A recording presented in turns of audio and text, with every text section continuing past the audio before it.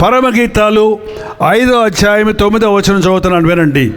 స్త్రీలలో అధిక సుందరమగుదానా, వేరు ప్రియుని కన్నా నీ ప్రియుని విశేషమేమి?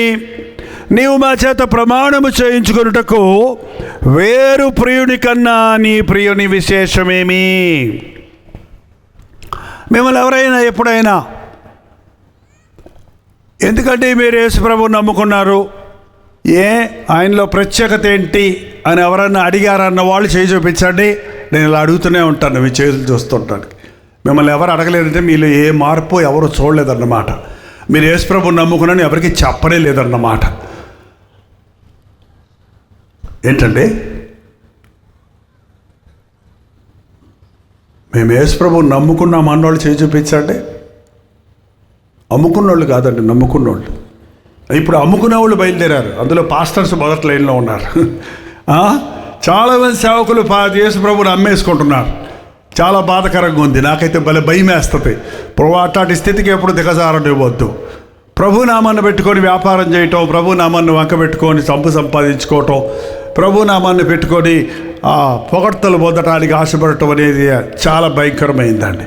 డబ్బు కావాలంటే వ్యాపారం చేసి సంపాదించుకోవచ్చు, యేసయ్య సువార్త ద్వారా కాదు. సువార్త ద్వారా మనం సంపాదించింది ఆత్మలు సంపాదించాలి. ప్రభు చెప్పింది ఏంటండి? నా వెంబడి రండి, నేను మిమ్మల్ని మనుషులను పట్టు జారులుగా చేస్తాను. ఎంతమంది ప్రభువుని నమ్ముకున్నారన్నారు? చేయి చూపించడం వల్ల ఒకసారి అందరూ చెప్పేశారు. అంటే మీరు ఎప్పుడు ప్రభువుని నమ్ముకున్న వాళ్ళు మీ ఇంట్లో ఉన్నారన్న వాళ్ళు చేయి చూపించండి. కొంతమందికి ఉన్నారు, చాలామందికి లేరు. అదృష్టం. నేను నా కుటుంబం ప్రభువుని సేవిస్తాం. నా ప్రియుడు ధవళవర్ణుడు, పరిశుద్ధుడు, పరిశుద్ధుడైన ప్రభువును మనం ఆరాధిస్తున్నాం. నాలో పాపం ఉందని మీలో ఎవరు స్థాపించగలరు అని అడిగితే ఒక్కరు కూడా నోరెప్పలేదండి. మరి పరిశుద్ధుడిని ఎందుకు సిలువేశారు?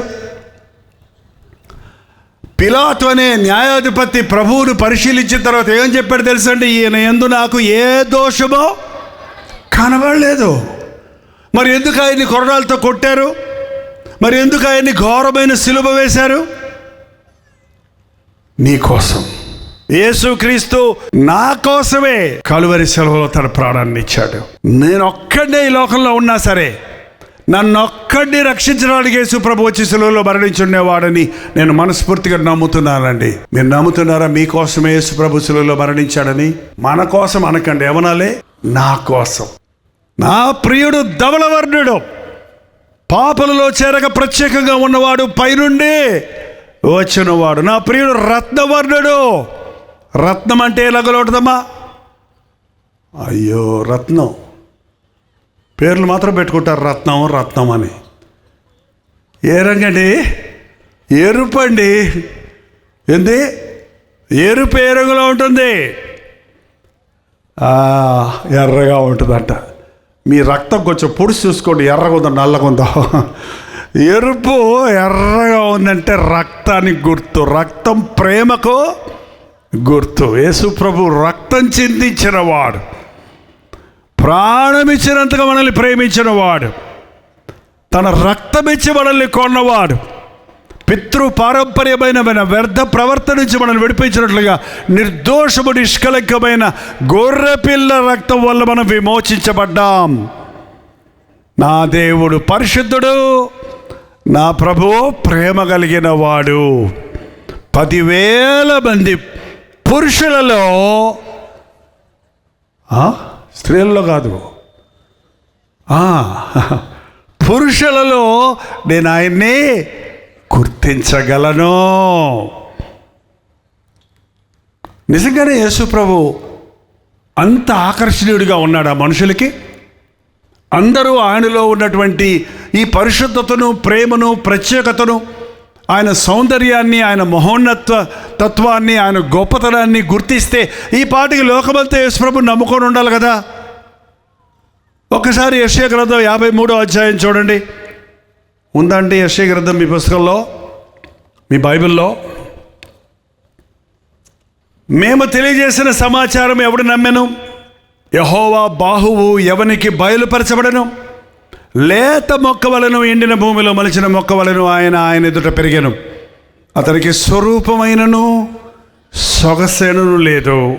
మనం అతన్ని చూచి అపేక్షించినట్లుగా అతని యందు స్వరూపము లేదు. అతడు తృణీకరించబడిన వాడును, ఆయను మనుషుల చేత విసర్జించబడిన వాడును, వ్యసనాక్రాంతుడుగాను, వ్యాధిని అనుభవించేవాడిగాను, మనుషులు చూడనల్లడి వాడిగాను ఉండెనో. అతడు తృణీకరించబడిన వాడు కనుక మనం అతనిని ఎన్నిక చేయలేకపోతిమి. ధవలవర్ణుడు, రత్నవర్ణుడు 10,000 మందిలో గుర్తించగలిగిన ప్రభువు లోకంలో ఉన్న వాళ్ళకి ఎలా కనపడుతున్నాడండి? ఎన్నిక లేనివాడు. యేసుప్రభు అనగానే కొంతమందికి కొన్ని ఫొటోస్ గుర్తొస్తాయి. యేసుప్రభు సెలువులో దిగంబరుడిగా వేలాడుతున్నట్టు, చేతిలో గాయాలు, డొక్కలో బల్లెము, నెత్తి మీద ముళ్ళ కిరీటము, నిస్సహాయకుడిగా ఉన్నాయని చూస్తే ఏముంది ఆకర్షణ? ఒక కిరీటమా, ఒక గదమా, ఒక ఆభరణాల, ముత్యాల దండల, బంగారపు దండల, ఏముంది యేసుప్రభులో? లేదంటే అక్కడక్కడ మోకరించి ఇలా ప్రార్థన చేసుకుంటున్న ఒక బొమ్మ, లేదంటే అక్కడక్కడ ఇలా గుండు చూపిస్తున్న బొమ్మ. ఈ పిక్చర్లు పెట్టుకొని దండం పెట్టుకుంటున్నారా మీరు? అది యేసుప్రభు కాదు. యేసుప్రభుని ఎవరు చూడా లేదు. యేసుప్రభు ఫోటో లేదు. అప్పుడు కెమెరాలు లేవు. ఉండుంటే ఈ పాటికి భలే ఉండుండేది. ఆ రోజున ఎవ్వరు పిక్చర్ తీయలేదు ఆయన్ని. ఏదో ఆర్టిస్టులు కొంచెం ఆయన గురించి విని ఊహించి వేసిన చిత్రాలే కానీ ఆయన స్వరూపం ఎలాగుంటుందో ఎవడూ వివరించలేడు. ఈ మధ్య యేసుప్రభుడి గురించి సినిమాలు తీస్తున్నారు అందరూ.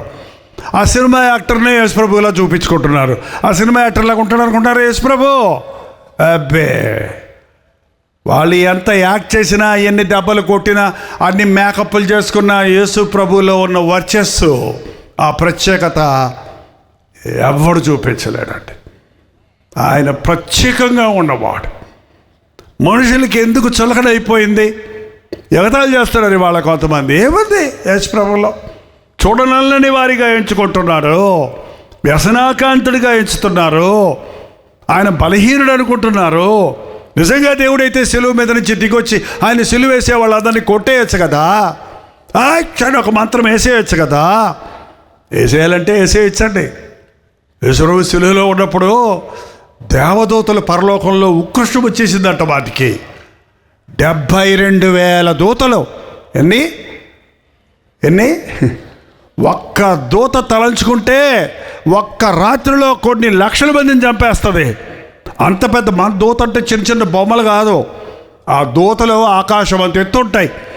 ఆ దూతలు ఖడ్గం ఎత్తాయంటే మొత్తం నాశనమే. దేవుడు అంటే అవి సేవకులు. దూతలు మనకంటే గొప్పవి కావు. మనల్ని కాపాడట కోసం దేవుడు సృష్టించాడు. దేవుడు మనల్ని తన ఆకారంలో, తన స్వరూపంలో చేసుకున్నాడు. మనకు సహాయం చేయడానికి దేవదూతలు సృష్టించాడు. అంతేకాని దేవదూతలకి శరీరాలు లేవు. కాబట్టి దేవదూతలు దేవుని సారూప్యంలో లేవు. దేవుని పనివారిగా, వార్తాహరులుగా, దేవుని సైన్యంగా ఉండడానికి కోరుకున్నారు అంతే. సులువులో కనుక ప్రభువు నేను భరించలేను, తండ్రి పంపించు అని అనుంటే చాలు. 72,000 దూతలు రెడీగా ఉన్నాయంట రావడానికి. నో, వద్దు. మీరు వస్తే జైపాల్ నరకానికి పోతాడు. ఏంటండి మీరు కూడా చెప్పుకోండి. ప్రభు సెలువులోంచి పైకి వెళ్ళిపోయి ఉంటే మనం ఎక్కడికి పోతాం? మన పాపాలకి ఇంక క్షమాపణ లేదు. ఎట్ల గొడ్ల బలాలు పాపికి పాప క్షమాపణ కలుగజేయవు. దాన ధర్మాలు పాపాన్ని తీసివేయలేవు. మంచి కార్యాలు చేస్తే చెడ్డ కార్యాలకు పరిహారం కాదు. మానవుణ్ణి రక్షించగలిగిన వాడు మరొకడు లేడు. కాబట్టే మానవుడిగా వచ్చి అపవాదిని జయించి మన కొరకు విమోచన చేయుట కొరకు మన నింద, మన అవమానం, మన సిగ్గు, పాపానికి రావాల్సిన ప్రతిఫలం పొందాడు. కొంతమంది చేసే పాపాలకి తొనలు తట్టున్నారు, గుద్దులు తట్టున్నారు, దాని ముఖం మీద ఉమ్మేయించుకుంటున్నారు, టీపే అని ఉమ్మేయించుకుంటున్నారు. ఏంటండి అవన్నీ ఎవరు భరించారో తెలుసా? యేసు ప్రభు గుద్దారు, నెత్తి మీద గొడ్డేసి. మౌనంగా ఉన్నాడు ఆయన.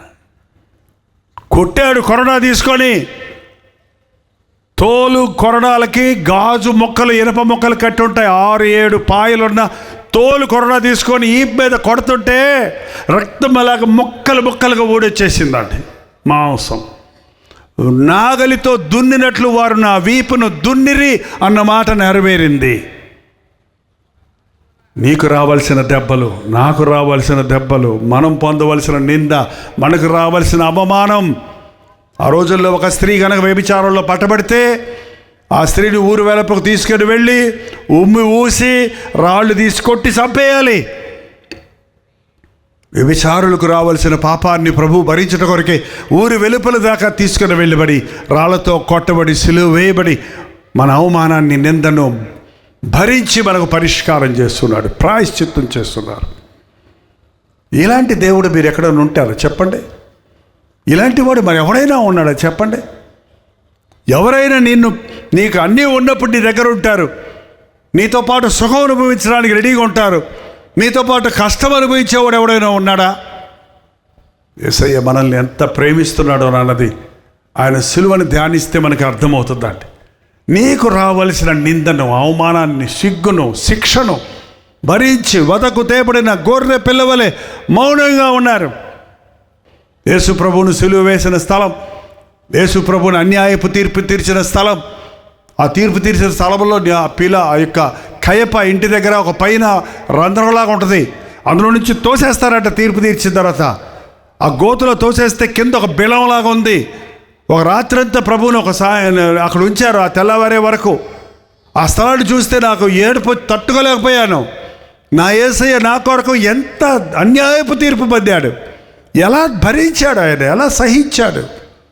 ఆయన గుద్దులకి ఆయన ముఖమంతా చితికిపోయి వాసిపోయి, కన్ను ఒకటి వాసిపోయి, పెదాలన్నీ పగిలిపోయి, నెత్తి మీద 3.5 అంగుళాలున్న ముళ్ళండి అవి. అక్కడ ఉన్న కిరీటాలు చూసాము. 3.5 అంగుళాలున్న ముళ్ళ కిరీటం నెత్తిని పెట్టి కొడితే చూపుని రక్తం చెందినప్పుడు ఆ రక్తం తుడుచుకోవడానికి కూడా లేదు. ఆ సైనికులు ఉమ్మేస్తే ఉమ్ము తుడుచుకోవడానికి చేతులు కట్టేసి ఉంచారు. ఆ యొక్క చితికిపోయి ముఖమంతా వాసిపోయి వికృతంగా తయారైనప్పుడు ఆ సిలువలో వేలాడుతున్న యేసయ్యని ఎవ్వరూ చూడడానికి ఇష్టపడలే. ఏ సౌందర్యమో లేదు. మనుషులు చూడనల్లని వాడిగా అయ్యాడు, ఎన్నిక లేని వాడిగా అయ్యాడు. ఎందుకొరకో? నీ కోసమే, నా కోసమే, మన పాపములకు ప్రాయశ్చిత్తం చేయటం కోసమే, మనల్ని విమోచించడం కొరకు, మనల్ని నిత్య నరకం నుండి తప్పించడం కొరకు, మన పాపాలను క్షమించడం కొరకు మన స్థానంలో యేసు ప్రభు బలయ్యాడు. నమ్ముతున్న వాళ్ళు అల్లే చెప్పండి. నిజంగా నమ్మారా? అల్లెలు చెప్పమన్నది విన్నారా? ఏం నమ్ముతున్నారు? నా కోసమే యేసు ప్రభు సిలువలో మరణించాడు అని నోరారా చెప్పండి.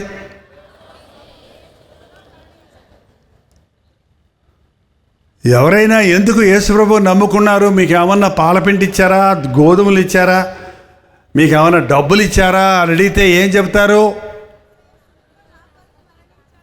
వాటికెందుకయ్యా, మేమెందుకయ్యా నమ్ముకుంటాం? మా కోసం ప్రాణం ఇచ్చిన ప్రభు కాబట్టి నేను ఆయన్నే నమ్ముకున్నాను. ఆయన నా బతుకును మార్చాడు కాబట్టి నేను ఆయన్ని నమ్ముకుంటూ ఉన్నాను. నా జీవితంలో పాపపు భారాల నుండి, పాపపు సమస్యల నుండి, పాపపు అలవాటుల నుంచి నన్ను విడిపించాడు కనుక యేసే రక్షకుడని నేను చెబుతున్నాను. యేసుక్రీస్తులో ఎవరైనా ఉంటే వాడు నూతన సృష్టి, పాతవి గతించను, సమస్తము కొత్తవాయను. అబద్ధాలు ఆడుతూ, మోసాలు చేస్తూ, ఏంటంటే దొంగతనాలు చేస్తూ, ఒక ఊర్లో మీటింగులు పెడితే అయ్యగారు కొంచెం ఇవాళ ఆలస్యంగా ప్రారంభిద్దామండి, మనుషులు రారండి. ఏమైందండి అంటే ఇప్పుడు కూడా చాలామంది ఆలస్యంగా వచ్చారంట, లెంట్ జరుగుతున్నాయి, చర్చిల్లో ముగించుకొని వస్తామన్నారు. ఇది వేరే సంగతి, మంచి సంగతి. కానీ వీళ్ళంట సీరియల్ అప్పుడే అవుద్దంట 8:30కి. సీరియల్ చూసుకున్నాక వస్తారంట చర్చికి. మరి ఎందుకు? మళ్ళీ ఇది అయిపోయేటప్పటికంట ఇంకో సీరియల్ ఉంటుందంట, అందుకని టైంకి ముగించాలంట. ఎందుకంటే అక్కడికి వెళ్ళాలంట. ఇంకా ఉంది, రేపేదో ఉంటుంది కదా, ఏముంది చూస్తూ ఉంటుంది చివరిలో. ఏంటండి? దేవుడిని ప్రేమించేవాడు ఇలాంటి వాటిని ప్రేమించాడు. ఇదంతా పెంట, ఇదంతా చెత్త. ఎంత వెతికినా టీవీ ప్రోగ్రాముల్లో, లోక కార్యాల్లో నువ్వు ఎంత వెతికినా నీ మనస్సుకు శాంతినిచ్చేది అక్కడ లేదు. నీకు పరలోకానికి నడిపించే మార్గాలు అక్కడ లేవు. నీ సంగతి నువ్వు తెలుసుకునే పరిస్థితి లేదు. చెడుగు నేర్చుకుంటున్నారు, పనికిమాలిన వాటిని నేర్చుకుంటున్నాడు మానవుడు. దేవుడు సువార్త కొరకు ఈరోజు శాటిలైట్ ఇచ్చాడు మనకి. ప్రతి ఒక్కడికి సువార్త అందాలంటే ఇంటింట సువార్తను చేసేవారు ఆ రోజుల్లో. విన్నారో వినలేదో, మారారో మారలేదో, మీరు సర్వలోకముడికి వెళ్ళి సర్వ సృష్టికి సువార్తను ప్రకటించండి. నీ కొరకు నీ స్థానంలో యేసు ప్రభు మరణించాడు కనుక నీవు నమ్మితే రక్షించబడతావు. నీ పాపాలు ఒప్పుకుంటే క్షమించబడతాయి. అంతే సువార్త, ఇంకేరేం లేదు. ఇంకా చెప్పకుండా దేవుడు శిక్షిస్తే దేవుడు న్యాయమైన వాడు కాదు. కాబట్టి అంగీకరిస్తే యేసయ్య రక్షణ, అంతే సింపుల్. దీనికి ఏదో పెద్ద పెద్ద యాత్రలు చేయాల్సిన అవసరం లేదు, దాన ధర్మాలు చేయాల్సిన అవసరం లేదు, భక్తి కార్యక్రమాలన్నీ చేయాల్సిన అవసరం లేదు. హృదయాన్ని దేవునికి ఇస్తే చాలు. నా కుమారుడా, నీ హృదయం నాకు. యేసు ప్రభు హృదయాల్లో నివసించే దేవుడు అండి. ఈ రాత్రి నిజంగా నీ దేవుడు ఎంత గొప్పవాడు నీకు తెలిస్తే, ఆయన నేను ఎంత ప్రేమించాడో నీకు తెలిస్తే, ఆయన గురించి చెప్పుకోవడానికి సిగ్గుపడవు, ఆయన గురించి ఒప్పుకోవడానికి భయపడవు, ఆయనలాగా బ్రతకడానికి ఆశపడతావు. ఈ లోకాన్ని, లోకములో ఉన్న వాటిని ప్రేమించావు. ఇంకా లోకాన్ని ప్రేమిస్తూ, ఇంకా లోకంలో పాపాన్ని ఆశిస్తూ, అప్పుడప్పుడు బాధలు కష్టాలు వచ్చినప్పుడు ప్రభువా అంటాం. క్రైస్తవ భక్తి కాదంటే. నిన్ను విడువను ఎడబాయనన్న దేవుని మన కొరకు తన ప్రాణాన్ని ఇచ్చాడు. నా కోసమే సులువులో ఆయన మరణించాడు. ఆయన వంటి దేవుడు మరొకడు లేడు, సందేహమే లేదు. ఆయన జననం ఒక అద్భుతం, ఆయన మరణం ఒక అద్భుతం. మనందరూ స్త్రీ పురుష సంపర్కం వల్ల జన్మించాం. యేసుక్రీస్తు కన్య మరియ గర్భాన ఉద్భవించాడు. పెళ్లి కాని వాళ్ళు కన్యలు అనరా అండి. పురుషుని ముట్టని, పురుషుని ఎరుగని కన్య మరియ గర్భములో జన్మ కర్మ పాపము లేనివాడిగా ఆయన జన్మించాడండి. ఆశ్చర్యం. దేవాది దేవుడు భూలోకానికి వచ్చినప్పుడు, సర్వాన్ని వదిలిపెట్టి వచ్చినప్పుడు, పశువులు గడ్డి వేసే తొట్టెలో ఆయన్ని పరుండబెట్టాడు. అది ఆశ్చర్యం. ఈయనందు ఏ దోషం లేదని చెప్పిన పిలాతే ఆయనకు మరణశిక్షను విధించాడు, శిలువ శిక్షను విధించాడు, కరోనా శిక్షను విధించాడు.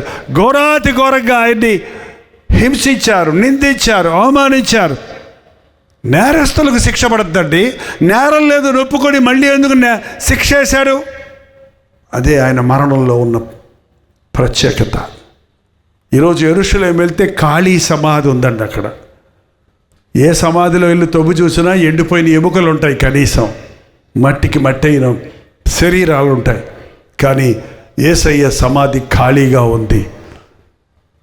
యెరూషలేము దేశము రాళ్లతో ఉంటుంది, కొండలు అవన్నీ కూడా. కనుక మనకులాగా సమాధి తవ్వి మట్టిలో పాతి పెట్టరు, అక్కడ గుహల్లో పాతి పెడతారు. ఆ గుహకు అడ్డంగా ఒక బండను పెడతారు. అది ఒక తెరవబడిన సమాధి అక్కడ ఉంది. అది యేసుక్రీస్తు ఖాళీ సమాధి. ఆయన మరణాన్ని జయించి మూడవ దినాన మృత్యుంజయుడై లేచి ఉన్నాడు. మరణాన్ని జయించి లేచిన వాడు మరొకడు లేనే లేడు. ఒకవేళ మళ్ళీ బతికి మళ్ళీ చచ్చిపోయారు ఉన్నారేమో. ప్రభు లాజరును లేపాడు, మళ్ళీ చచ్చిపోయాడు. యాయిరు కుమార్తెను ప్రభు బతికించాడు, మళ్ళీ చచ్చిపోయింది. విధవరాలి కుమారుని ప్రభు పాడ ముట్టగానే లేచి కూర్చున్నాడు, కానీ మళ్ళీ చనిపోయాడు. కానీ యేసు ప్రభు చనిపోలేదు.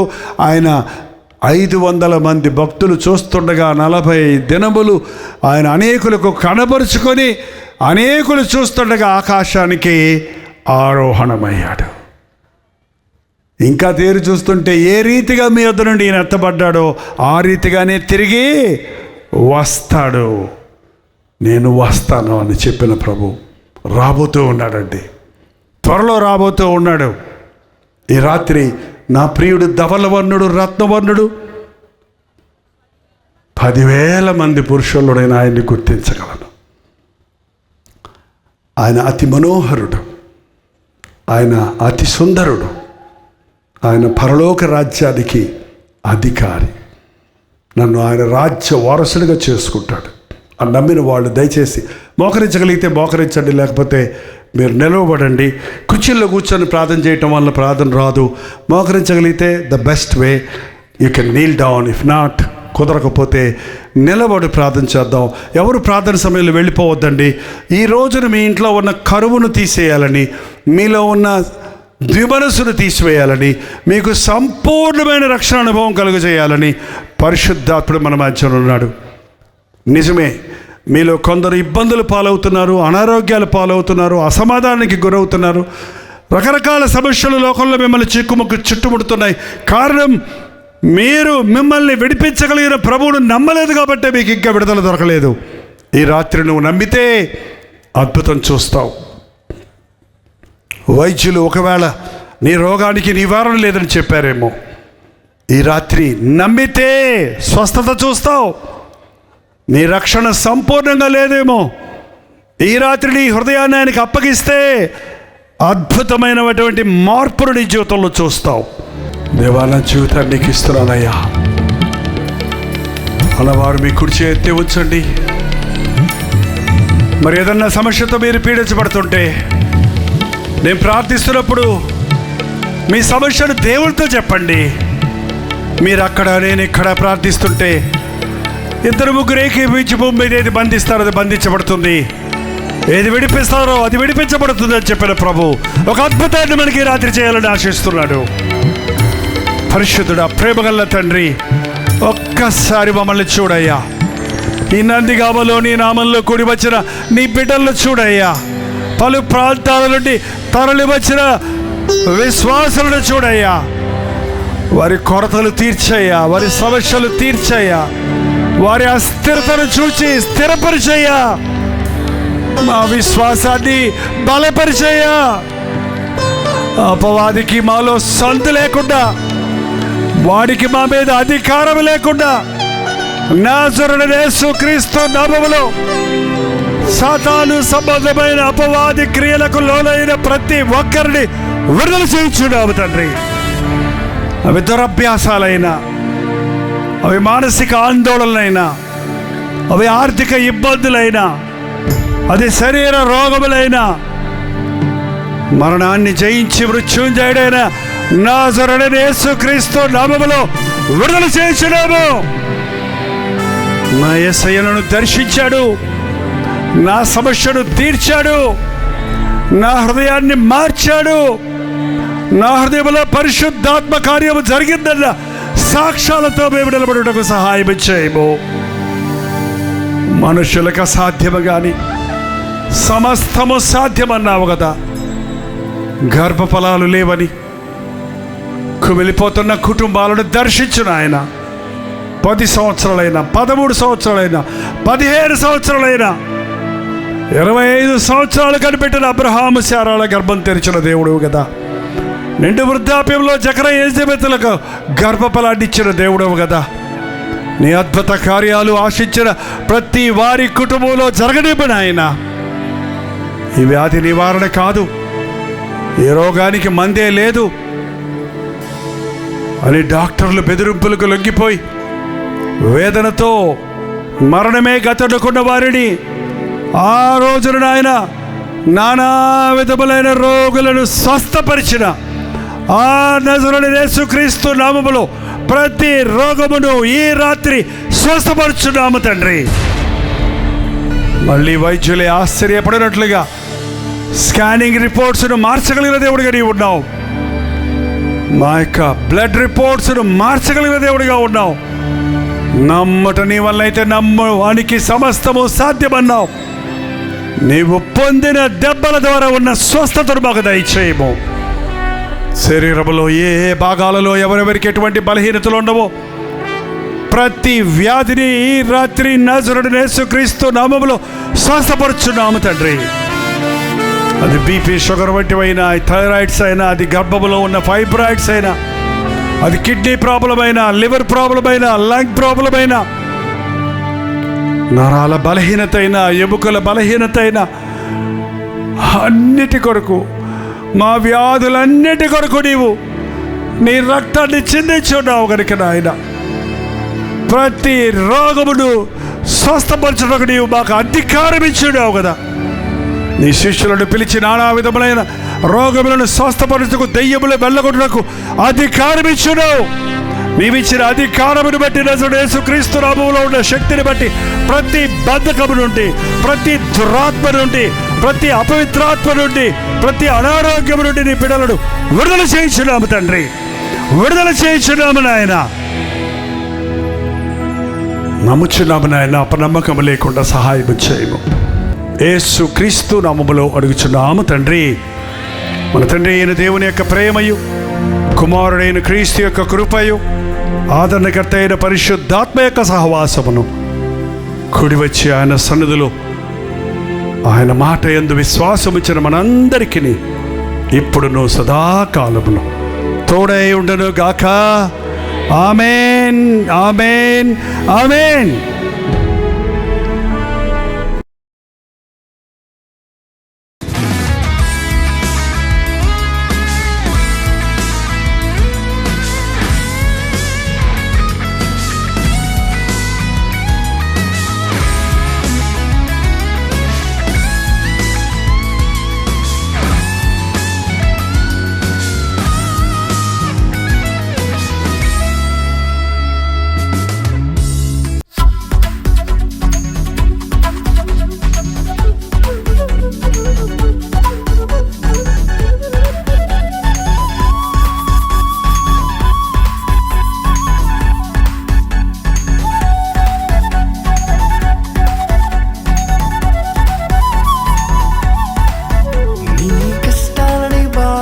శ్రమలన్నీ తీర్చే అనాథుడు యేసే.